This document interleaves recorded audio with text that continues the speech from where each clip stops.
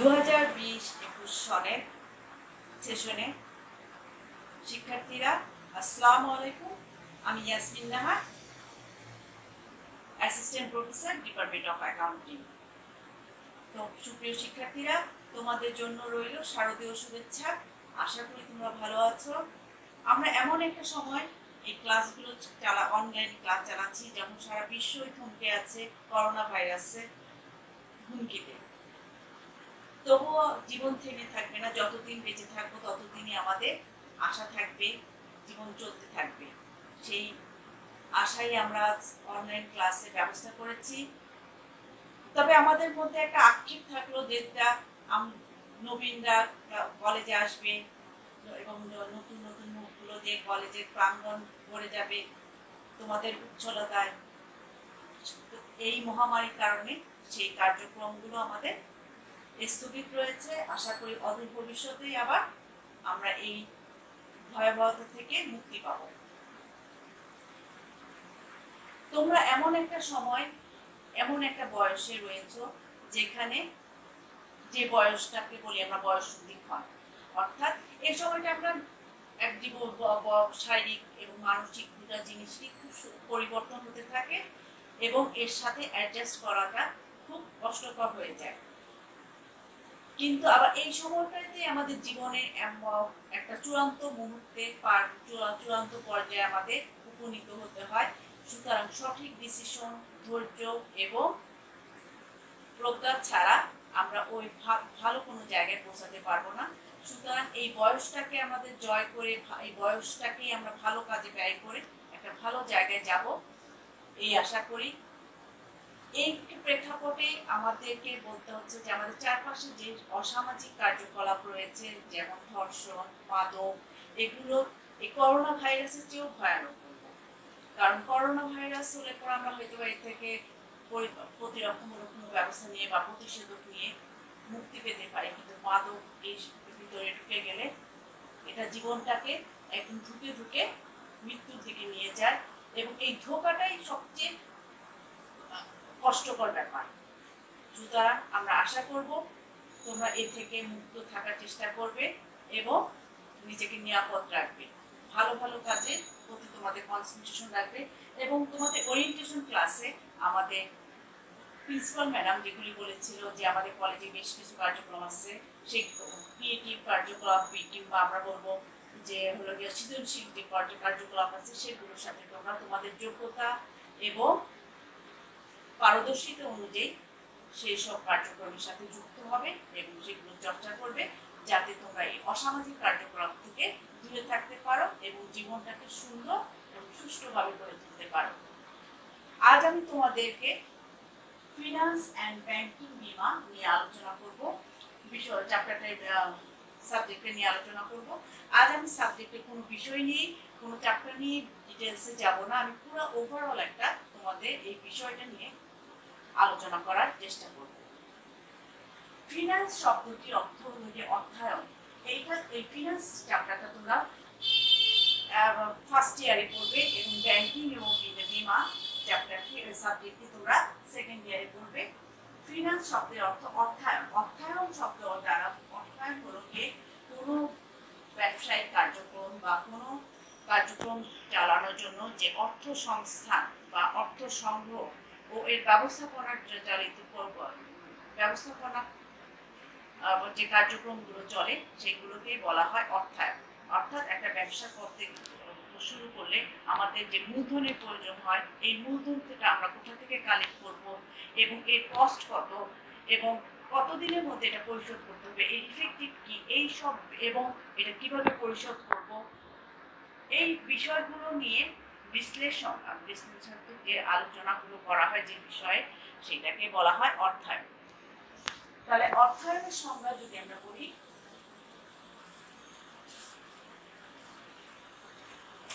অর্থায়ন সংজ্ঞা যদি বলতে গেলে যে একটি ব্যবসা পরিচালনা করতে গেলে কি পরিমাণ অর্থের প্রয়োজন এবং এই অর্থ কোন উৎস হতে এবং এই অর্থ সংগ্রহ করা হবে এবং কিভাবে এটা পরিশোধ করা হবে এবং এর পিছনের ঝুঁকি এবং এর পরিশোধের নিয়মাবলী, এই সংক্রান্ত বিষয়ে যে চ্যাপ্টারে আলোচনা করা হয়, যে সাবজেক্টে আলোচনা করা হয় তাকে বলা হয় অর্থায়ন। এই বিষয় আর এইটাকে নিয়েই মূলত কার্যকলাপ। এখানে আমাদের কয়েকটা চ্যাপ্টার, মোট 9টি চ্যাপ্টার তোমাদেরকে পড়ানো হবে। প্রথমে হলো এই যে অর্থায়ন কি সেটা তোমাদের জানানো হবে, তারপর আর্থিক বাজারের দিক সমূহ, তৃতীয় চ্যাপ্টার যেটা অর্থের সময় মূল্য, এবং চতুর্থ চ্যাপ্টার হলো আর্থিক বিশ্লেষণ,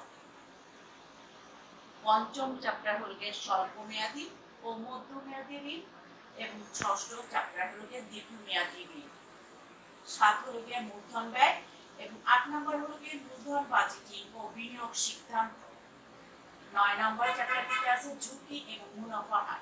এখন এই পর্যায়ক্রমে প্রতিটা চ্যাপ্টারে কি কি বিষয় নিয়ে আলোচনা করা হবে এবং প্রতিটা চ্যাপ্টারের বিষয়বস্তুটা কি এইটাকে আজকে আমি তুলে ধরবো। পরবর্তী ক্লাসগুলোতে আমি প্রতিটি চ্যাপ্টার নিয়ে 2-3টি ক্লাস নেওয়ার চেষ্টা করবো, এবং কোনোটায় 2-3টি, কোনোটায় 5টা এরকম লাগতে পারে, এবং বিষয় কোনো যেগুলো অঙ্ক আছে সেগুলি অঙ্কগুলোকে আমরা সলিউশন করার চেষ্টা করব। আজ আমি প্রতিটা চ্যাপ্টারে পরিচিতিমূলক ক্লাস নিচ্ছি। যেমন এটা হলো প্রথম চ্যাপ্টারটা হলো 1 নম্বর চ্যাপ্টারটা হলো আমার অর্থায়নে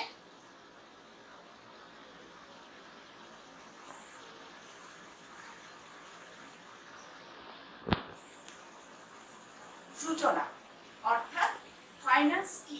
ফাইন্যান্স শব্দটার অর্থ হলো আমাদের ব্যবসা, অর্থাৎ অর্থায়নের সূচনা চ্যাপ্টারে আমরা আলোচনা করা হবে অর্থায়ন বলতে কি বুঝি, অর্থাৎ ফাইন্যান্স বলতে কি বুঝি।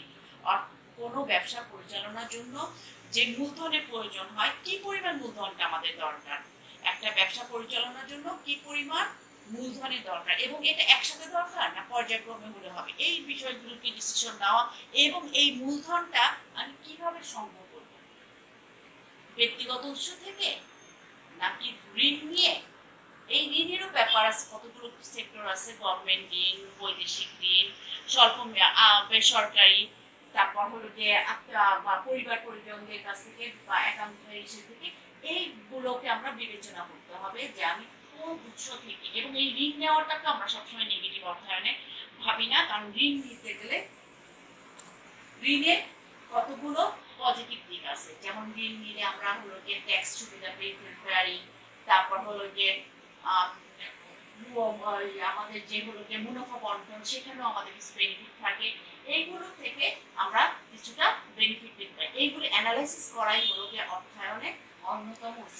আবার নিজের উৎস থেকে উনি ফাইন্যান্স করলে সেখানে আমাদের এই ট্যাক্স সুবিধাটা পাবো না, অথচ আবার আমাদের সুদ দিতে হবে না এই বেনিফিটে। এইখানে আমাদের সবচেয়ে প্রথমে মনে রাখতে হবে আমরা সেই উৎস থেকেই মূলধন সংগ্রহ করব যেখানে কস্ট কম এবং মুনাফা বেশি। কস্ট কম, বেনিফিট বেশি, সেই সব উৎস থেকে আমরা অর্থায়নের চেষ্টা করব। এর পরবর্তী চ্যাপ্টারে যেটা আমরা আলোচনা করব সেটা হলো আর্থিক বাজারে আইনগত 2 নম্বর চ্যাপ্টার, অর্থাৎ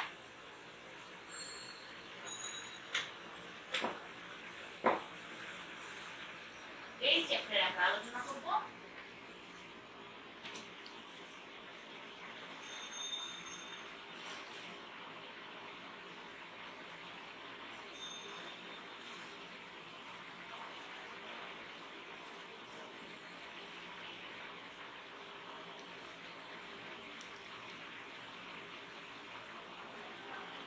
আর্থিক বাজারের আইনগত দিক। এখানে আমাদের আর্থিক বাজার বলতে কি বোঝায় এবং আর্থিক বাজার কয় প্রকার। আর্থিক বাজার যেখানে আমাদের মূল ঋণগুলো নেই, সেই আর্থিক বাজারে মূলধন সংগ্রহের যে সংগ্রহ উৎস যেখানে, সেখানে আমাদের দুইটা আর্থিক বাজার আছে, একটা পুঁজি বাজার আছে। আর্থিক বাজার থেকে আমরা স্বল্পমেয়াদী এবং দীর্ঘমেয়াদী ঋণ সুবিধা পেয়ে থাকি। স্বল্পমেয়াদী ঋণগুলো যে ঋণগুলো আমাদের 1 বছরের মধ্যে পরিশোধ করতে হয় সেগুলোকে বলা হয় স্বল্পমেয়াদী, এবং যে ঋণগুলো আমাদের 1 থেকে 5 বছরের মধ্যে শোধ করতে হয় সেটাকে বলা হয় দীর্ঘমেয়াদী বা মধ্যমেয়াদী, এবং যেটা 5 বছরের মধ্যে পরিশোধ করতে হয় সেই বাজারকে সেখানে বলা হয়, সেই ঋণগুলোকে বলা হয় আমাদের দীর্ঘমেয়াদী ঋণ। তাহলে আর্থিক বাজারের দিক, আইনগত দিক, এখানে বেনিফিট কি এবং এই বাজার থেকে কিভাবে মূলধন সংগ্রহ করা যায়, কস্ট বেনিফিট, এই চ্যাপ্টারে এই বিষয়গুলো নিয়ে আমরা আলোচনা করব। তাহলে আর্থিক বাজারকে আমরা মোটামুটি ভাবে দুটি বাজারে ভাগ করতে পারি, একটা হলো অর্থ বাজার আর একটা হলো পুঁজি বাজার, অর্থাৎ money market and capital market. এই দুটি বাজারের মধ্যে আমরা কোন ধরনের আমার ঋণ দরকার এবং কোন বাজার থেকে সেটাকে সংগ্রহ করবো, এই বিষয়গুলো নিয়ে এই চ্যাপ্টারে আলোচনা করবে। চ্যাপ্টার 3 তে যেটা আমাদের আলোচনা করা হবে সেটা হলো যে অর্থের সময় মূল্য।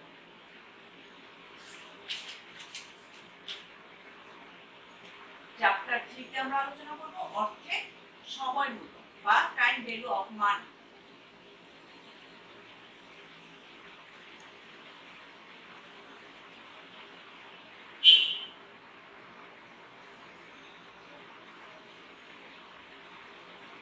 অর্থের সময় মূল্য হলো কি, যে এই চ্যাপ্টারটা এবং এটা ম্যাথ হিসেবে এসে থাকবে, সেখানে হলো অর্থের বর্তমান যে মূল্য, বর্তমান 1 টাকার যে মূল্য ভবিষ্যতে এই 1 টাকার মূল্য একই থাকবে না।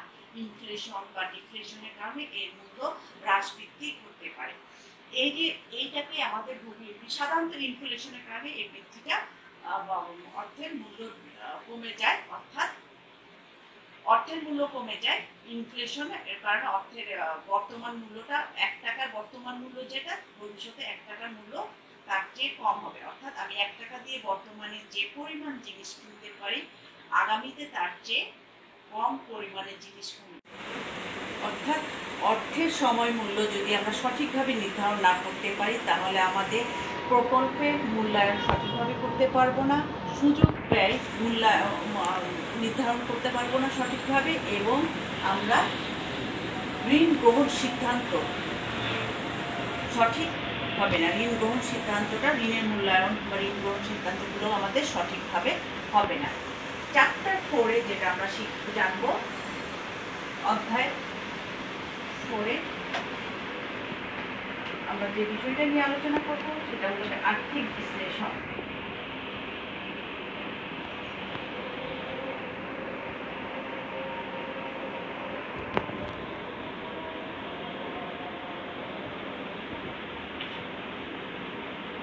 আর্থিক বিশ্লেষণটা হলো যে আমরা যে অর্থ ব্যবসা পরিচালনা যে কার্যক্রম চালাচ্ছি সেটাকে আমরা 4টা স্টেটমেন্টে বিশ্লেষণ করে থাকি। একটা হলো আয় বিবরণী, অর্থাৎ আমাদের একটা বছরান্তে বা একটা নির্দিষ্ট সময়ান্তে কি পরিমাণ আয় হলো তা আমরা নির্ধারণ করে থাকি। সেটা আমরা অ্যাকাউন্টিংও দেখেছি যে সেলস থেকে এর ডাইরেক্ট খরচগুলো বাদ দিলে আমরা মোট আয় পাই, এবং এর তারপর ইনডাইরেক্ট বা পরোক্ষ খরচগুলো বাদ দিলে আমরা নিট আয় পাই।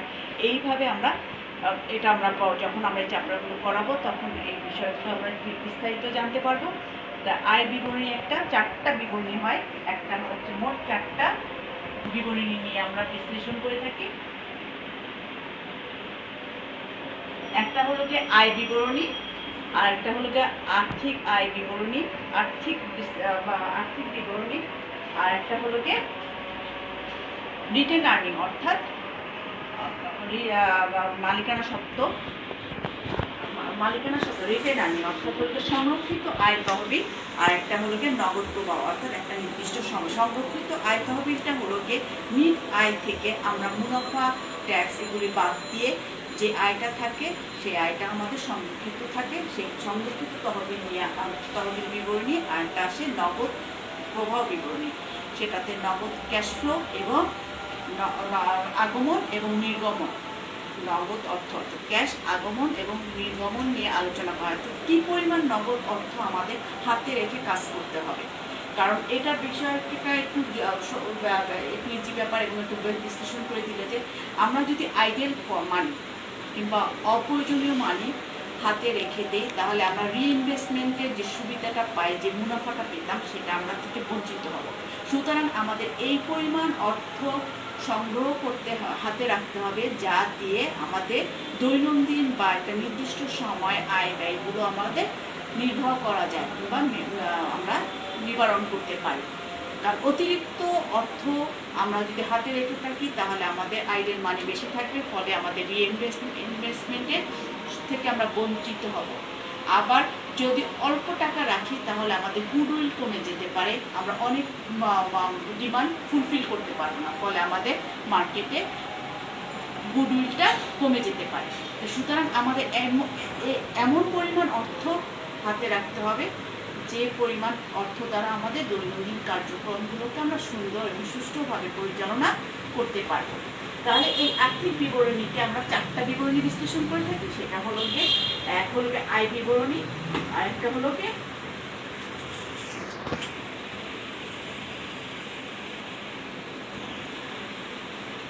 আয় বিবরণী, আর্থিক অবস্থা বিবরণী অর্থাৎ মোট সম্পদ এবং দায়। চারটি, একটি হলো যে আর্থিক অবস্থা বিবরণী, এখানে আমাদের সম্পদ এবং দায় সমূহ বিশ্লেষণ করে থাকি কি পরিমাণ, এবং এই সম্পদকে আমরা কয়েকটা ক্যাটাগরিতে ভাগ করে থাকি, যেমন চলতি সম্পদ, তারপর হলো যে স্থায়ী সম্পদ। এইভাবে পর্যায়ক্রমে আমরা সম্পদগুলোকে বিশ্লেষণ করি এবং এর সাথে সাথে আমাদের দায়গুলোকে আমরা নির্ধারণ করে থাকি। যেমন এখানে আছে চলতি দায়, তারপর স্থায়ী এবং কিছু দীর্ঘমেয়াদী দায় আছে, সেইগুলোকে আমরা বিশ্লেষণ করে থাকি। নেক্সট হলো গিয়ে আমাদের আয় বিবরণী, সেটা আমি অলরেডি আলোচনা করে ফেলছি, এবং সংরক্ষিত আয় বিবরণী। 4 নাম্বার হলো নগদ প্রবাহ বিবরণী। তাহলে এই চ্যাপ্টারগুলোকে, এই বিষয়গুলোকে নিয়ে আমরা ডিটেলস এবং এখানে যার যার সংশ্লিষ্ট থাকে সেগুলোকে নিয়ে আমরা আলোচনা করে থাকি। এবং চ্যাপ্টার 5-এ যেটা আমরা আলোচনা করে থাকি, এখানে আরও আছে ব্রেক ইভেন পয়েন্ট, অর্থাৎ যে পয়েন্টে আমাদের আয় এবং ব্যয়গুলো ব্যয় সমান থাকে, অর্থাৎ কোনো আয়ও নয় ব্যয় নেই, জিরো থাকে, যেখানে যে পয়েন্টটায়, সেইখানটাকে আমরা বলি ব্রেক ইভেন পয়েন্ট। এই ব্রেক ইভেন পয়েন্ট নিয়ে তোমাদেরকে বিস্তারিতভাবে জানতে হবে। এই বিষয়গুলো আরও অনেক, এই চ্যাপ্টারে অনেক বিষয় দীর্ঘ আলোচনা আছে, সেগুলোকে তোমরা জানবে। নেক্সট হল গিয়ে চ্যাপ্টার 5 হলো গিয়ে আমাদের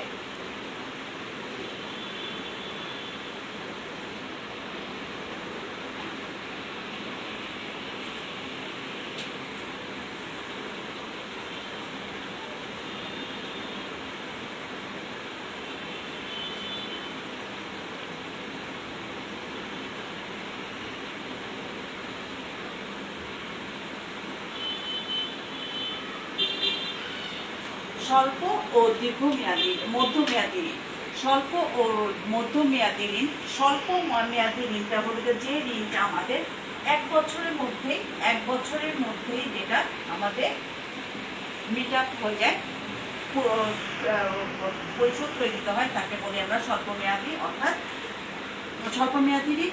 আর যে ঋণটা আমাদের 1 থেকে 5 বছরের মধ্যে পরিশোধ করতে হয় তাকে আমরা বলি মধ্যমেয়াদী ঋণ। এর উৎস কোথায়, উৎসগুলো কি কি, এর কস্ট কীরকম হবে, এইগুলোকে নিয়ে যে বিষয়, যে চ্যাপ্টারে বা যে আলোচনা করা হবে সেটা হলো আমাদের 5ম অধ্যায়, এবং সেই চ্যাপ্টারটাকে আমরা বলি স্বল্প এবং মধ্যমেয়াদী ঋণ। চ্যাপ্টার 6-এ আমাদের আলোচনা করা হবে দীর্ঘমেয়াদী ঋণ, অর্থাৎ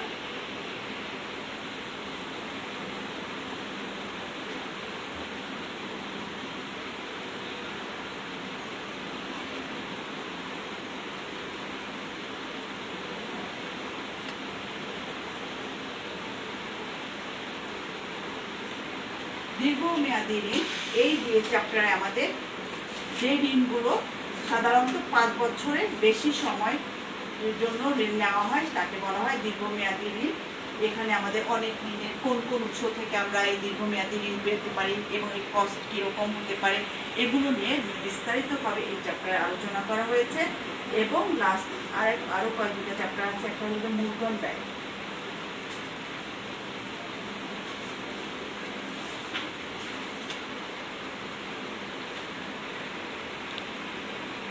চ্যাপ্টার সাথে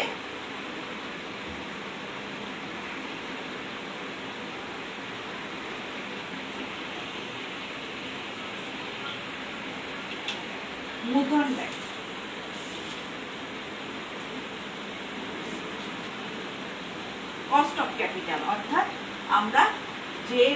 যে উৎস থেকে আমরা মূলধন সংগ্রহ করে থাকি। আমরা সাধারণত দুটি উৎস থেকে, একটা হলো কি কস্ট অফ ইকুইটি আর একটা হলো কি ডেট, কস্ট অফ ডেট। দুটি ডেট থেকে অথবা নিজের কোম্পানির নিজস্ব মূলধন যেটা সেই কিংবা শেয়ারের মাধ্যমে যে মূলধন সংগ্রহ করে থাকি তাকে বলা হচ্ছে মূলধন ব্যয়।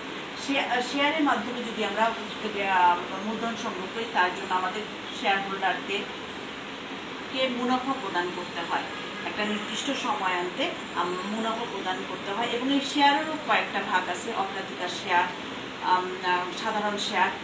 অগ্রাধিকার শেয়ার তাদেরকে নির্দিষ্ট হারে সবার আগে মুনাফা প্রদান করতে হয়। আবার কস্ট অফ ডেট একটা নির্দিষ্ট হারে ঋণ সুবিধা আমরা নিয়ে নির্দিষ্ট হারে সুদ প্রদানের শর্তে ঋণ গ্রহণ করে থাকি। তাই আমাদেরকে দেখতে হবে এখানে বিশ্লেষণ করে কোন পর্যায়ে আমাদের মূলধন সংগ্রহের কস্টটা কম হবে, ডেট নিয়ে মানে ঋণ নিয়ে না ঋণ ছাড়া, এবং ঋণ নিলেও কতটুকু পরিমাণ আমাদেরকে সুবিধা পাবো। তাহলে এই বিশ্লেষণ সবই কি আমরা নিজস্বটা অর্থায়নে করব নাকি কিছু ঋণ নেব, এরকম বিভিন্ন ডিসিশনগুলোকে আমাদের কস্ট অফ বেনিফিট আলোচনা বা মূলধন ব্যয় কস্টটা বিশ্লেষণ করে নির্ধারণ করতে হবে, ডিসিশন নিতে হবে। তাহলে আমাদের মূলধন সংগ্রহের সাধারণত দুটি উৎস আছে, একটা ইকুইটি আর একটা হলো গিয়ে ডেট। এবং এই দুটোর পিছনে যে আমাদের কস্টিংটা হয় সেটা বিশ্লেষণ করে আমাদের দেখতে হবে সর্বনিম্ন কস্ট যেখানে সর্বনিম্ন কস্ট সেটাই আমরা সেই বিশ্লেষণটাকেই আমরা গ্রহণ করে থাকবো। এর পরের চ্যাপ্টারটা হলো চ্যাপ্টার 8 হলো গিয়ে মূলধন বাজেটিং।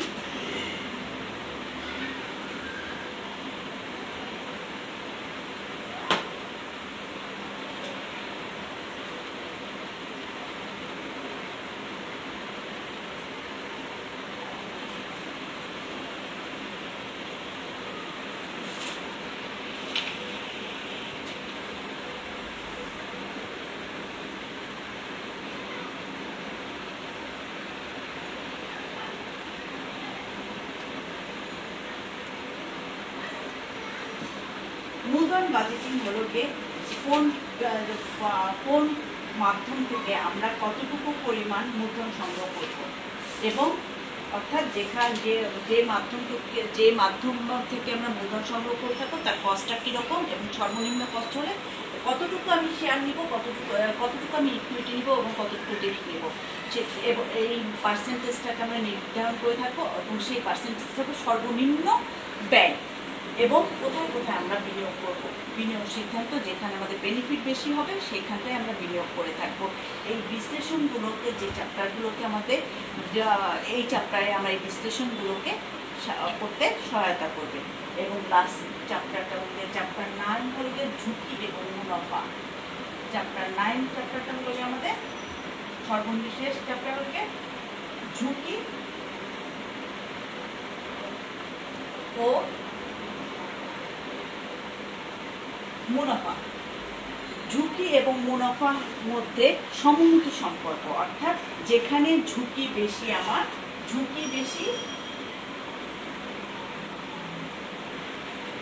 তো মুনাফা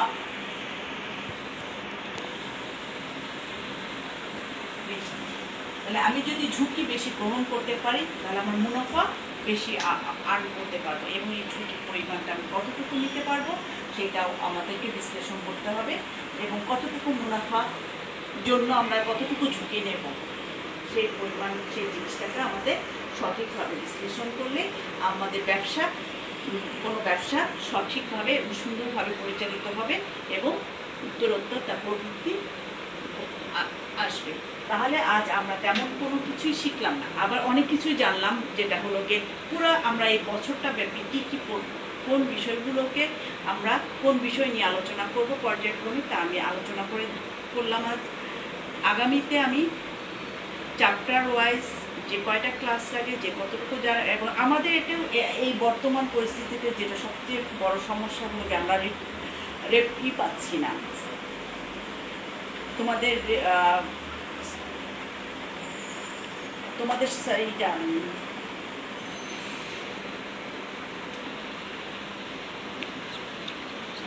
এখন যেটা হচ্ছে তোমাদের কাছ থেকে আমরা কোনো রেসপন্স পাচ্ছি না, ঠিক